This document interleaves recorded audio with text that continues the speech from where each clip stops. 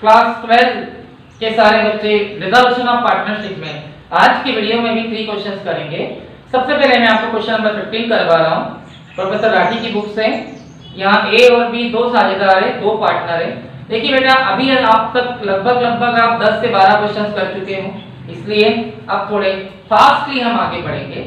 ए और बी दो पार्टनर हैं, उनकी बैलेंस शीट दी हुई है, उनका अनुपात रेशो बराबर है, इक्वल है और वे अपनी पार्टनरशिप को डिसॉल्व कर रहे हैं, बंद कर रहे हैं। इसका मतलब आपका पहला अकाउंट हमेशा की तरह रियलाइजेशन अकाउंट बनेगा, आपका दूसरा अकाउंट डेफिनेटली कैपिटल अकाउंट बनेगा। ठीक है,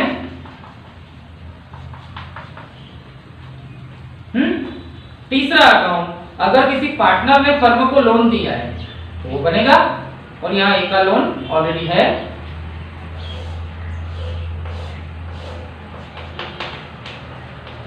और चौथा अकाउंट आपका ऑलवेज हमेशा की तरह कैश अकाउंट।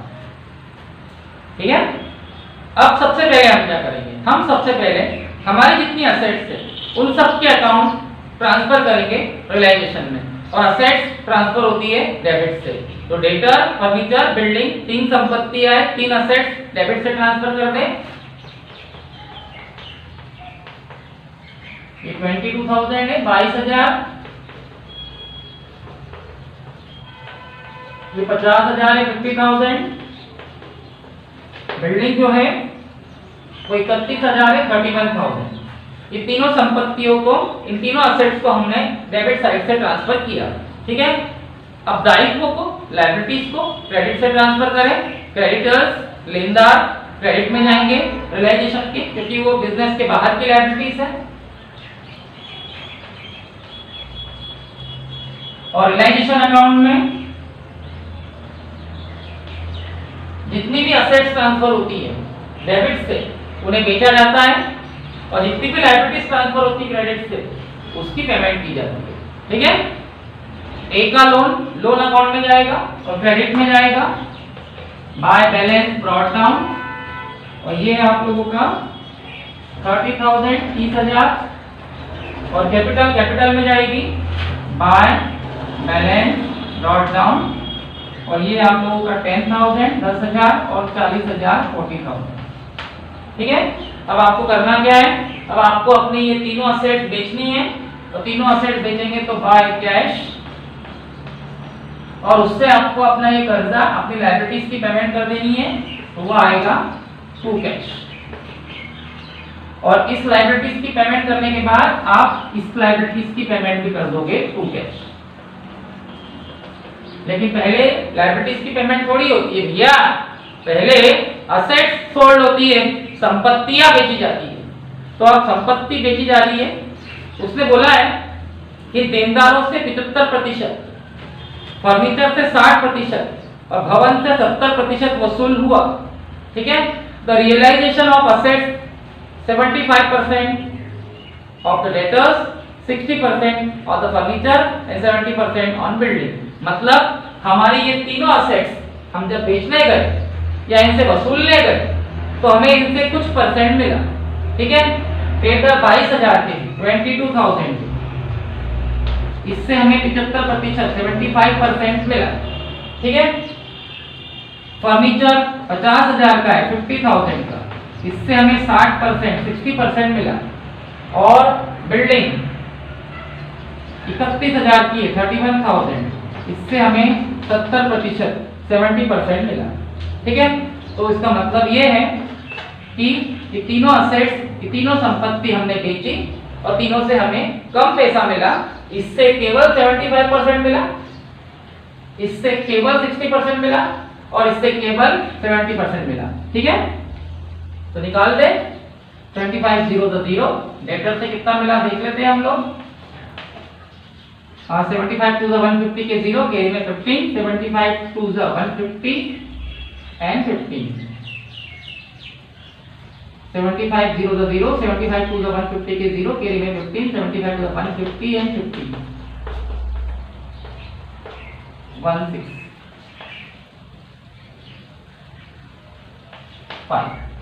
ठीक है, या इसको इस टाइप से करके देख लीजिए आप। 5 टू द 10 के 0, कैरी में आया आपका 1, 5 to the 10 and 1 11, 7 to the 14 के 4, कैरी में 1, 7 टू द 14 एंड 1 15। ये देखिए आप, ठीक है। आगे इसके बाद आप लोगों का फर्नीचर 50,000 50,000 का है, इससे 60% 60% मिला, मतलब 3,000 आपको मिलेगा। सॉरी, 50,000 50,000 का है तो 30,000 30,000 आपको मिलेगा। उसके बाद बिल्डिंग आपकी 31,000 की है 31,000, और इससे आपको 70% मिला, तो यहां से देखते हैं हम लोग 7 0 0 7 0 0 7 1 7 7 3 21, 21,700 21,700 हमें मिला। ओके, अब इसका हम टोटल लगा देंगे। ठीक है, ये यहां लगा देता हूं मैं, थोड़ी सी मिस्टेक हो गई है। इस टाइप से 0 0 7 5 12 6 1 7 और 1 8 3 2 5 और 1 68,200 68,200 रुपए हमें संपत्तियां बेचकर, असेट बेचकर मिला। Okay, 1 minute. इसके बाद असेट्स तो आपकी बिक गई आपकी असेट्स। अब आप लायबिलिटीज की पेमेंट कर दें, और लायबिलिटीज की पेमेंट जो होती है ना, वो डेबिट साइड से होती है। ठीक है, तो आप देखिए लायबिलिटीज की पेमेंट कैसे करोगे। आपके लेनदार, आपके क्रेडिटर 23,000 है, 23,000, और उनकी पेमेंट भी आपको 23,000 23,000 करनी पड़ेगी। ठीक है, क्योंकि उसके बारे में कोई इंफॉर्मेशन नहीं है। और जब इस कर्जे को आपने उतारा है, इस लायबिलिटीज की पेमेंट आपने की है, तो आप इसकी पेमेंट भी कर दें। ए से आपने 30,000 30,000 लोन लिया है, तो उसकी पेमेंट भी आप 30,000 30,000 फुल पेमेंट कर दें। ठीक है, अब आप जानते हो कि यहाँ हमेशा लॉस आता है, तो इसका लॉस निकाल के देखते हैं हम। डेबिट साइड का टोटल लगाएं, इसमें कोई खर्चा नहीं है, कोई एक्सपेंसेस नहीं है। अगर कोई खर्चा, कोई एक्सपेंसेस होता तो डेबिट में दिखाया जाता टू कैश एक्सपेंसेस। लगा दीजिए टोटल 0 0 0 3 1 4 और 2 6 2 3 5 और 5 10 और 2 11 12। यहाँ भी आपका 1,26,000 आना चाहिए, लेकिन यहाँ 68,200 and 23,000 91,200 है, तो 1,26,000 में से 91,200 माइनस कर देंगे, तो ये 8 आएगा, 5 में 1 गया 4 आएगा, और सिंपली 12 में 9 गया 3 आएगा। 34,800 रुपीज क्रेडिट साइड में लॉस आ रहा है, डेफिनेटली बाय लॉस। इसे आप ए और बी में डिस्ट्रीब्यूट कर दे, बांट दे। ए और बी का अनुपात, रेशो आपस में इक्वल है, तो 17,400 17,400 ए को मिलेगा और 17,400 बी को मिलेगा। बाय लॉस रियलाइजेशन में आ जाएगा to loss on realisation account, ये आएगा 17,400 17,400 17,400 17,400 आ गया। ठीक है, अब कैपिटल अकाउंट का बैलेंस आपको पता ही कैसे निकलता है। अगर डेबिट साइड में कम पड़ रहा है मतलब पार्टनर पैसा घर ले जाएगा, और क्रेडिट में कम पड़ रहा है मतलब पार्टनर पैसा घर से लाएगा। मैंने आपको बताया था, ए के पास 10,000 रुपए कैपिटल है, 10,000 रुपीज कैपिटल है, और उसे लॉस सबमिट करना है 17,400 17,400। क्या ये संभव है? क्या ये पॉसिबल है? उसके पास 10,000 रुपए है और उसे भरना है 17,400, इसका मतलब 7,400 उसे कम पड़ रहे हैं, तो ये बंदा 7,400 7,400 अपने घर से लाकर देगा, और लाकर देगा तो बाय कैश। ठीक है, बी के पास 40,000 रुपए 40,000, और उसे लॉस भरना है 17,400 40,400। बी लॉस भर सकता है, डेफिनेटली भर सकता है, और 40,000 में 17,400 भर के 22,600 22,600 अपने घर ले जाएगा टू कैश। फिर आप कैश अकाउंट बना दे। रियलाइजेशन के डेबिट में टू कैश, कैश के क्रेडिट में बाय रियलाइजेशन 23,000। रियलाइजेशन के क्रेडिट में बाय कैश, तो कैश के क्रेडिट में आ जाएगा, कैश के डेबिट में आएगा टू रियलाइजेशन। ए के क्रेडिट में बाय कैश, तो कैश के डेबिट में टू एस कैपिटल।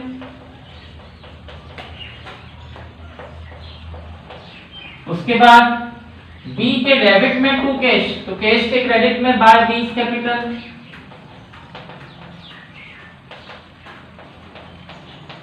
और लोन के डेबिट में टू कैश, तो कैश के क्रेडिट में आएगा बाय एस लोन।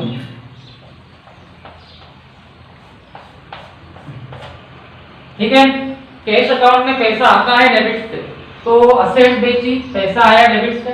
ए घर से लाया, पैसा आया डेबिट से और जाता है क्रेडिट से। क्रेडिटर की पेमेंट करी, पैसा गया क्रेडिट से। बी घर ले गया, पैसा गया क्रेडिट से और लोन की पेमेंट करी, पैसा गया क्रेडिट से। इस टाइप से कैश का आंसर दोनों साइड इक्वल आना चाहिए। It's your work.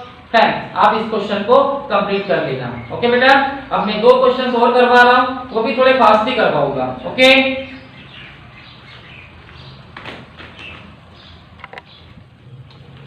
चलिए हम इसका क्वेश्चन नंबर 7 करते हैं।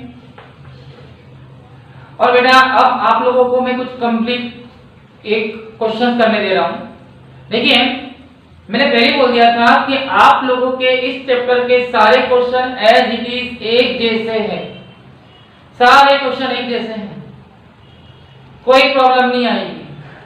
देन अब आप लोग इस क्वेश्चन से कंप्लीट होने के बाद आई थिंक मैं एक क्वेश्चन और समझाऊंगा, लेकिन उसके बाद मैंने आपको एग्जांपल 3 करवाया है। ठीक है, एग्जांपल 1 और 2 आप लोग अपनी बुक से, प्रोफेसर राठी की बुक से विद एग्जांपल है, बुक में किया हुआ है, समझ कर करके दिखाए। एग्जांपल 1, एग्जांपल 3, क्योंकि 2 शायद मैंने आपको करवाया है। ठीक है, देन आप लोग एग्जांपल 1, 2, 3 कंप्लीट करें। शायद 2 मैंने करवाया है, 1 और 3 आपके लिए चैलेंजिंग क्वेश्चन है और ये आपकी बुक में ऑलरेडी है, आप उसको देखकर आसानी से कर सकते हो। ठीक है, मैं करवा रहा हूं क्वेश्चन नंबर 7। काला, गोरा और भूरा 3 साझेदार है, 3 पार्टनर है। नाम सुनकर थोड़ी हंसी आ रही है? अरे आएगी ना हंसी, नाम ही ऐसे उनके, काला, गोरा और भूरा, उनके नाम ही ऐसे हैं।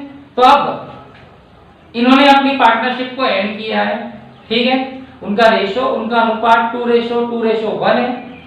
तो डेफिनेटली पहला अकाउंट कौन सा बनेगा?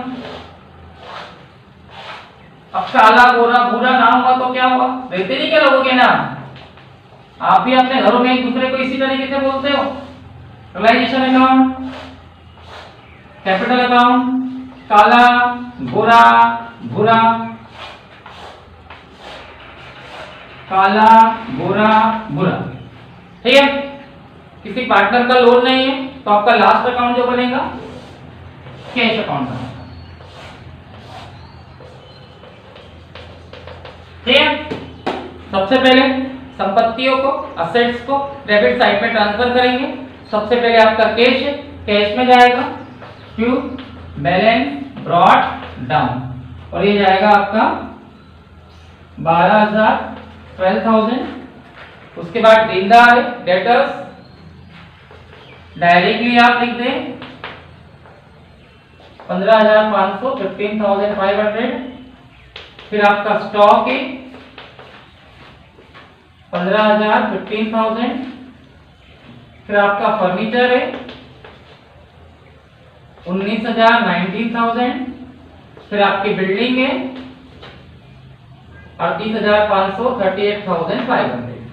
सभी संपत्तियां, सभी असेट्स डेबिट में जमा हो गई, ट्रांसफर हो गई। अब लायबिलिटीज को क्रेडिट से ट्रांसफर करें तो क्रेडिटर, लेनदार यहां ट्रांसफर हो गए। ये आपके 24,000 है। उसके बाद सामान्य संचय, जनरल रिजर्व, ये पार्टनर को बांटा जाएगा। 10,000 है, 10,000। इसको आप तीनों पार्टनर में इस टाइप से बांटे, 5 से डिवाइड कर दें। 2 2 is 4, 2 2 is 4 and 2 1 is 2। Okay, उसके बाद कैपिटल है, कैपिटल अकाउंट में जाएगी बाय बैलेंस ब्रॉट डाउन, और ये है आप लोगों की 30,000 30,000, 24,000 24,000 और 12,000 12,000। ओके, अभी सारी असेट्स आप लोगों ने यहाँ ट्रांसफर की है, तो क्यों ट्रांसफर किए? बेचने के लिए। तो इन सबको जब बेचा जाएगा तो बाय कैश अकाउंट, और इन सबको बेचकर इसकी पेमेंट की जाएगी तो टू कैश अकाउंट। ओके, तो पहले असेट बेचेंगे। असेट्स बेचने के बारे में बोला है कि डेटर से 14,700 14,700, स्टॉक से 14,000 14,000, फर्नीचर से 18,000 18,000, भवन बिल्डिंग से 41,500 45,500 वसूल हुए, रियलाइज हुए। मतलब ये सारी की सारी संपत्तियां असेट या तो बेच दी गई या इनसे पैसा मंगाया गया। तो सबसे पहले आपको डेटर से कितना मिला? 14,700 14,700। आपको स्टॉक से कितना मिला? 14,000 14,000। आपको फर्नीचर से कितना मिला? 18,000 18,000।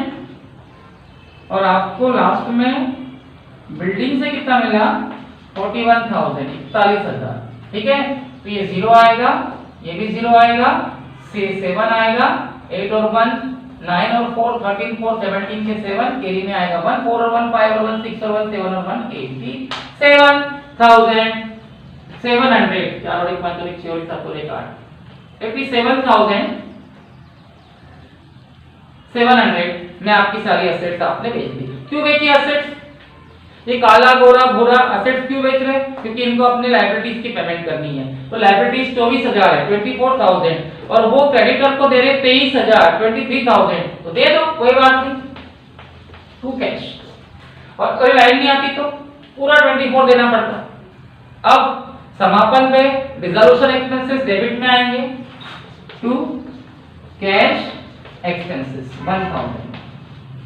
अब बेटा इस क्वेश्चन में एक प्रॉब्लम है। प्रॉब्लम ये है, प्रॉब्लम नहीं बोल सकते इसको, मैंने आपको समझाया था कि साझेदारी का विघटन, पार्टनरशिप का एंड किसी और कारण से भी हो सकता। जरूरी नहीं कि फर्मों को लॉस होगा कोई एंड होगा। उनका अवैध कारोबार हो, इलीगल बिजनेस, या उनमें झगड़े हो गए हो, ठीक है, या फिर समय समाप्त हो चुका हो, टाइम खत्म हो चुका हो। पार्टनरशिप लॉस में है तभी बननी होती है, कुछ और कारण भी होते हैं, तो हमेशा लॉस आएगा जरूरी नहीं है। आपने अभी तक जितने भी क्वेश्चंस किए उन सब में डेबिट का टोटल ज्यादा रहता था और क्रेडिट का टोटल कम रहता था, मतलब लॉस आता था। इस क्वेश्चन में प्रॉफिट आएगा, ठीक है। तो इसका प्रॉफिट जो आएगा वो कैसे आएगा बता देता हूं मैं। क्रेडिट का टोटल लगा देंगे और क्रेडिट में से डेबिट माइनस करेंगे तो क्रेडिट का टोटल ज्यादा आएगा, और जब क्रेडिट का टोटल ज्यादा आ रहा है तो क्रेडिट में से डेबिट माइनस करके आपका प्रॉफिट आएगा, और वो आएगा 200 रुपए, जिसे आप कैपिटल में ट्रांसफर करोगे, काला गोरा और भूरा। अब 200 रुपए 200 रुपीज, ये काला गोरा भूरा में कैसे ट्रांसफर करोगे? 2 to 1 में 5 से डिवाइड करोगे तो 40 आएगा, 80 80 एंड 40, ठीक है। टू प्रॉफिट बन जाएगा by profit on realisation 80 80 and 40। अब ये तीनों पार्टनर के कैपिटल के बैलेंस कैसे आएंगे? अब तीनों पार्टनर को प्रॉफिट हुआ है तो प्रॉफिट से उनकी कैपिटल बढ़ जाएगी, लॉस तो है ही नहीं, लॉस होता तो कैपिटल कम हो जाती। 30,000 34,080, 28,080 28,080 और ये 14,040, ठीक है। डेबिट का टोटल भी वही आएगा,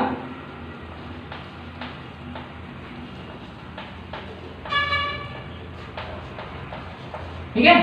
और फिर काला के पास 30,000 30,000 कैपिटल के हैं, 4,000 4,000 रिजर्व का मिला, और उस काला को आखिरी में 80 रुपए 80 रुपीज का मिला प्रॉफिट का। तो ये काला 34,080 34,080 अपने घर ले जाएगा टू कैश।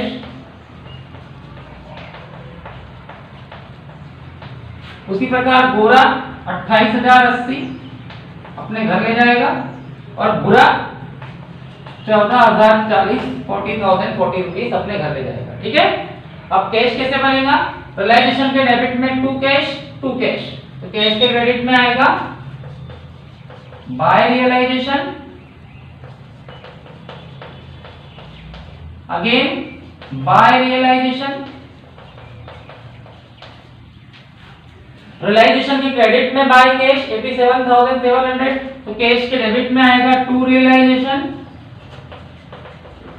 87,700। ठीक है, उसके बाद काला के डेबिट में टू कैश, गोरा के डेबिट में टू कैश, भूरा के डेबिट में टू कैश, तो कैश के क्रेडिट में क्या आएगा? बाय काला कैपिटल, बाय गोरा कैपिटल एंड बाय भूरा कैपिटल। ठीक है, 34,080, 28,080 एंड 14,040 और आपका लास्ट में both of sides are equal. Then आपका एक क्वेश्चन आप कवर करें और ये दो क्वेश्चन के बाद एग्जांपल 1 और एग्जांपल 3, एग्जांपल 1 2 3 आप आज मुझे करके दिखाएं। ओके।